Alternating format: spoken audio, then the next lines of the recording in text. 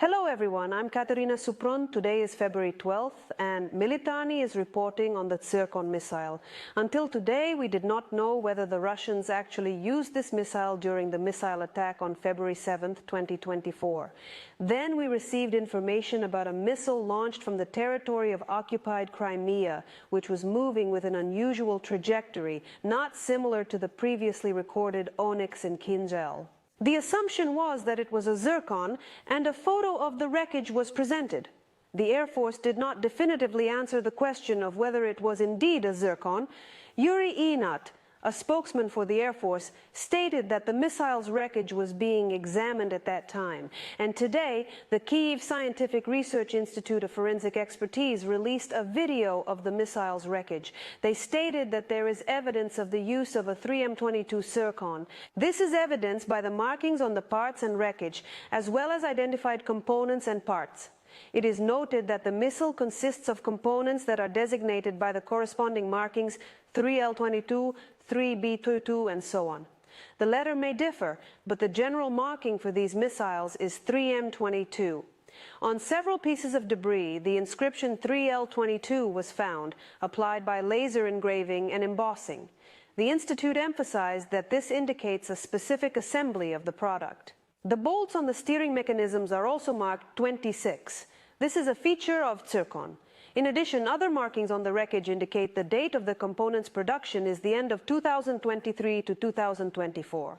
However, it is almost impossible to examine the microelectronics due to significant damage. The composition of the metal from the missile's body fragments and thermal insulation materials is currently being studied. The Forensic Institute also emphasized that the missile does not meet the declared characteristics. However, they did not specify which ones they meant. As of now, it is unknown exactly what the Zircon missile looks like. It is assumed that the BrahMos 2 missile could be its export version. This is what the model of this missile looks like, which was previously presented at exhibitions. We discussed BrahMos Aerospace in the issue on P-800 Onyx missiles. Basically, the BrahMos missile is an export version of the Onyx. BrahMos Aerospace is a joint Russian-Indian venture. The name encrypts the names of the rivers, the Brahmaputra and Moskva rivers. On the Russian side, the company includes the NPO Mashinostroyenie Consortium, which is in charge of Zircon. There are also questions about the missile's characteristics. According to open sources, Zircon is up to 10.5 meters long and has a range of up to 1,000+ kilometers. According to various Russian statements, the maximum speed is about 9 Machs. The weight of the warhead is 300 to 400 kilograms. It is reported that this missile was launched from the Admiral Gorshkov frigate. There is also information about test launches from submarines, which were carried out from both surface and underwater positions. The company also announced the development of coastal systems. Zircon is positioned as a hypersonic anti-ship missile. It can allegedly be used in formation to destroy a group of enemy ships. In addition, it is designed to destroy coastal targets. We have already seen what launches from a frigate look like, but not the other ones. It is speculated that the coastal system may be similar to the Bastion, from which P-800 Onyx is launched. It is reported that ZS-14 containerized vertical launchers are used for shipboard launches. The same launchers are used for Kaliber and Onyx. At the same time, there is information that the launch container for the Zircon is designed to carry a larger load. Russian propaganda videos boast that the missile cannot be detected due to its high speed and maneuverability. That is, it will not be possible to calculate the likely trajectory as with a ballistic missile. Propagandists would, of course, like to claim that it is impossible to shoot down. However, the developers are not so optimistic. They say it is possible, but very difficult. Russians and hypersonic missiles are a separate topic. Their broadcasts about military equipment constantly claim that even the Americans don't have such a thing.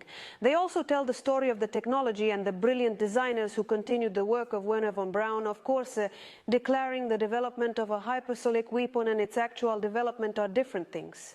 This is what happened with the Russian Kinzhal, which is no longer called a hypersonic missile, but rather an aeroballistic missile. It should be noted that this missile does indeed reach hypersonic speeds, but on certain parts of its route, not throughout, as would be the case with a hypersonic weapon. We emphasize once again that it is not yet known whether Zircon is a hypersonic guided missile. At the same time, according to open sources, it has a straight-through jet engine that could theoretically provide these characteristics. And finally, the last known test launches of the Zircon missile took place on February 19, 2022, 5 days before the outbreak of the big war. At that time, journalists from the Zvezda TV channel visited the Admiral Gorshkov frigate. When I was preparing for the summary last Friday, I discovered this fragment. In terms of, let's say, precision of aim, literally centimeters. Centimeters, and that includes the Zircon. So if you stand in the crosshairs, you can snipe like this. In the crosshairs, Practically, yes. If there is a 5-story building, we aim at the entrance. If not in this entrance, then in the neighboring one, it will definitely hit. Why Ihor Krokmal used the example of a high-rise residential building to describe the accuracy of the Zircon missile will forever remain a mystery, as he died in December 2023 after a long illness. As for the missile that flew toward Kyiv on February 7, 2024, the Institute of Forensic Expertise noted that it was aiming at an area where there were no military facilities. The strike damaged civilian infrastructure and injured civilians. As for how to shoot down such missiles, we are awaiting the results from the Air Force, which has Patriot PAC-3 and SAMP-T systems in its arsenal. In the meantime, let's not forget that Militarnyi is joining a joint Eye for I3 fundraising campaign with Come Back Alive and OKKO. We are raising 1 million hryvnias for 200 combat units for FPV drones. You can donate money using the QR code you see on the screen or in the description below the video. All this is to equip 10 units of airborne assault drones with everything they need. Also, subscribe to Militarnyi, like our videos, and see you in the next ones.